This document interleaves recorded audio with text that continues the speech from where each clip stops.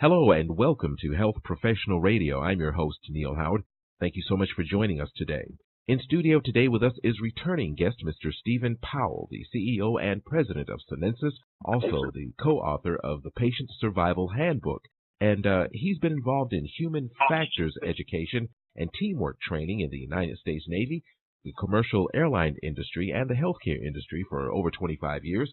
He's also helped create the team steps, strategies, and tools to enhance performance and patient safety. It's a teamwork improvement system, and it's based on over 25 years of research and evidence on team performance. And he's here today to talk with us about his company, Synensis, his book, The Patient Survival Handbook, and to give us some specific tips on how to keep ourselves safe when we're under the care of a doctor, when we're hospitalized, and even after we go home. How are you doing today, Stephen? I'm doing great, Neal. Thanks for having me on your show. Thank you so much.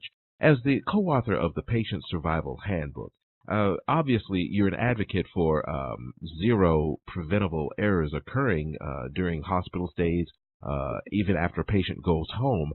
We were talking briefly in another segment when you were here with us before about some of the questions that a person should ask to help prevent errors and to make sure that everyone is communicating and on the same page, as it were, when it comes to your particular medical case. When we're talking about doctors and surgeons and specialists, sometimes it can be pretty intimidating to ask those questions when we kind of went into it thinking that, well, they know what they're doing. Yeah, exactly. And I think, where that really runs in, where I see that more so, Neal, is when I'm dealing with my mother, she's approaching 80 now. And she comes a little bit more from a generation where, you really didn't question those people in authority places. And it was kind of rude in a way. And so there was a tremendous trust that we placed within our healthcare professionals. And it's warranted. They go through rigorous education, and they spend years of time understanding how to best treat us and how to care for us. So it's warranted.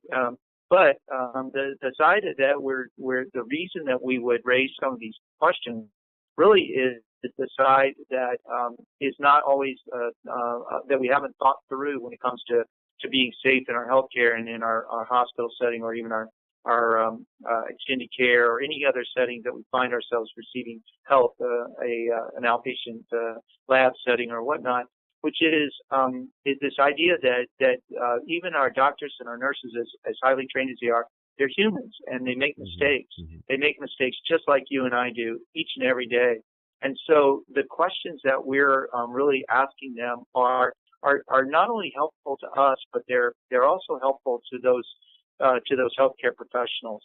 And so, what we found in the book was that healthcare professionals are really keen to answer your questions. The one thing I would say about asking questions is to prepare your questions ahead of time, if at all possible. There's a great tool, what we call questions that we would say, ask me 3.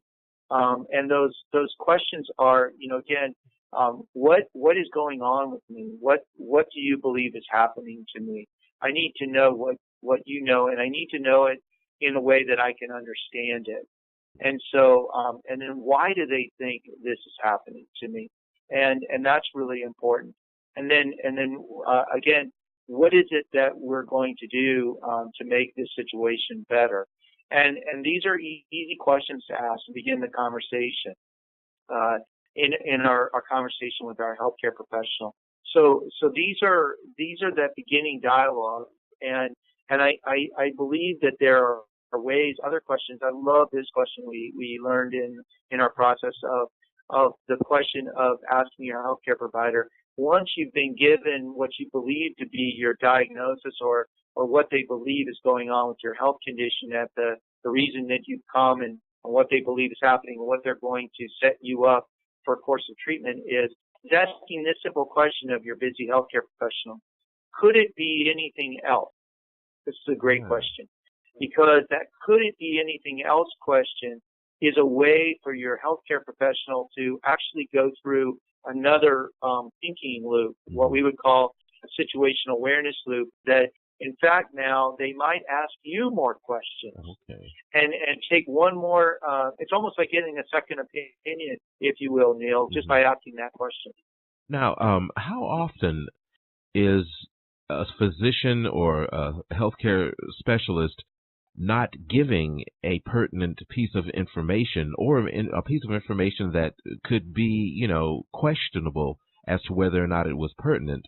How often is not giving that information to a patient deemed a medical error if it results in some type of injury or a failed operation or procedure? Well, I think that I think sometimes, just like all of us in communication, remember there's there's a relationship in communication. One, and this is where we talked about this before, where 70% of these errors are the result of ineffective communication, poor communication.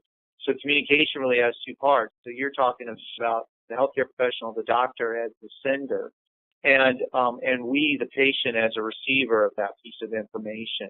And so there's many things that are important in that message. I like to say communication is really it's the response you get from the message you sent, regardless of its intent. And so what I would say around this is that the burden for a message that we're trying to communicate to a patient, if I'm the doctor, is really on the sender. So it's really important that me as a doctor, that when I provide you, Neal, a piece of information about your health, that I get you to check that back for me. That's one of the tools that we created, like a read back, but it's not a parrot. It's like, I want you, Neal, to explain this in your own words, what I just told you is going on with you. And now, what just happened. This is something that should take place between myself and my doctor, as after he's prescribed to me some medication or given me a diagnosis, is to kind of go over it to make sure that I understand in my own words and that he knows that I understand. Absolutely, and that's a critical piece there, and that way it keeps us from thinking or assuming or making assumptions that we're all on the same page. This gets us on the same page as far as that care of what's going to happen next. Now, having done some telemarketing in my time, it was always very crucial in training to read back what the client had given me as far as information, as far as contact information, what their order was going to be, whether shipping was free or not. It was always important to read that back to them to let them know that I had their correct spelling, that I had their correct address or their correct zip code.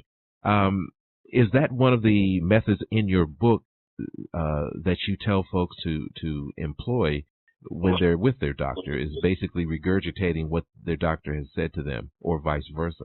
Absolutely, but it's this confirmation. It's this readback is really, really important. If a pilot gets instructions from an air traffic controller in flight and they don't read those instructions back specifically with all the content in there, and the person who is listening, that's called a hear back.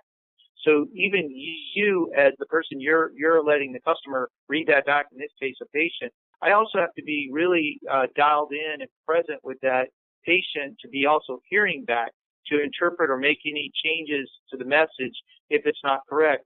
Now, it's surprising, Neal, that, in medical school, nursing school, doctors and nurses really don't focus on that kind of training like you're talking about in telemarketing or in a lot of other disciplines where communication over that phone is so critical to your success.